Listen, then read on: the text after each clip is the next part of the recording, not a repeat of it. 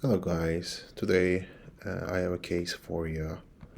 So our patient is 84-year-old female, history of dementia, not surprising, hypertension, diabetes, and patient has recent history of multiple bilateral PEs, which was 10 days prior to admission, and at that time patient underwent thrombectomy and which was complicated by severe anemia, and patient was discharged to rehab. However, at rehab patient was doing fine, but on the day of the admission morning patient had low blood pressure and came to our ED. So patient's review of symptoms basically negative, but since patient came with low blood pressure, our differentials pertinent negatives I would like to talk about. So patient might have been dehydrated, right? So a patient didn't have any nausea, no vomiting, no diarrhea. Uh, Also, so given low blood pressure, patient might have like sepsis, septic shock, kind of, and we question for like infectious sources. And patient didn't have any cough, no urinary complaints, and didn't have any abdominal pain. And patient didn't have any rashes or skin changes, such as some cellulitis or osteomyelitis, something like that. Uh, so patient might have had hemorrhagic shock, right? So patient didn't have any hematemesis, no melena, no hematochezia. And patient might have had also cardiogenic shock. So we questioned ACS, so no chest pain, no palpitations, and patient didn't have any respiratory distress. So on vitals, patient had soft blood pressures. It was 94 over 78 with map of 83, not too bad, and heart rate was mild, elevated at 105 if it was sinus, and patient didn't have any fever and statin 99% on room rate. So on physical exam, patient was kind of lying comfortably, um, not in acute distress, but however, oral mucosa was dry, and patient had tachycardia, and neurologic exam was positive for AL times 1 in terms of alert and orientation, but this is patient's baseline given history of dementia. But otherwise, so lungs were clear, no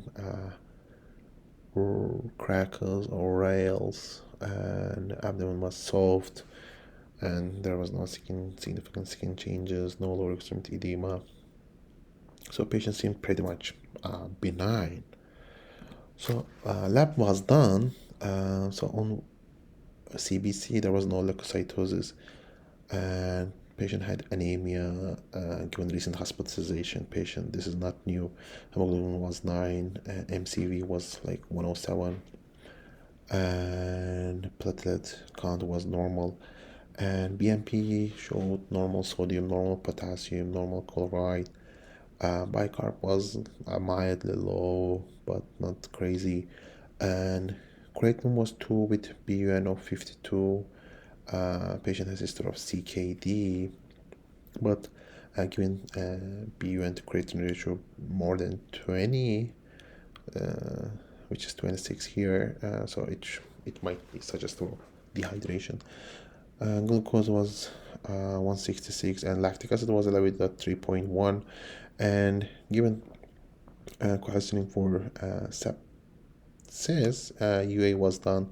It showed clot appearance, large blood, moderate leukocyte esterase, and 6 to 10 white count in urine, and hyaline case was seen, but it was 0 to 5, but nitrate and bacteria were both negative.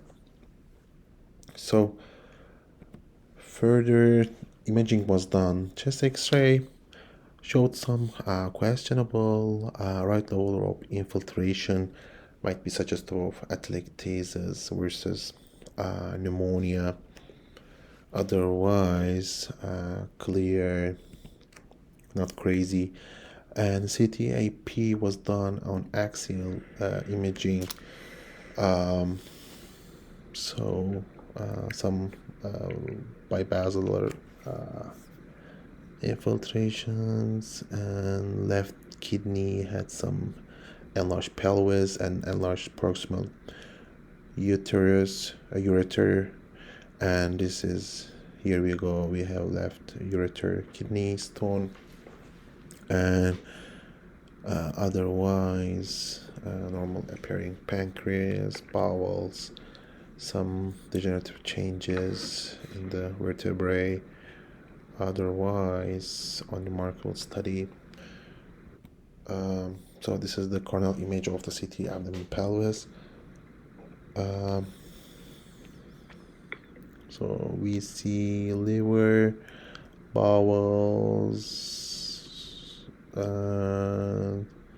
yeah, here we go, left kidney is big, and stone was there, and yeah.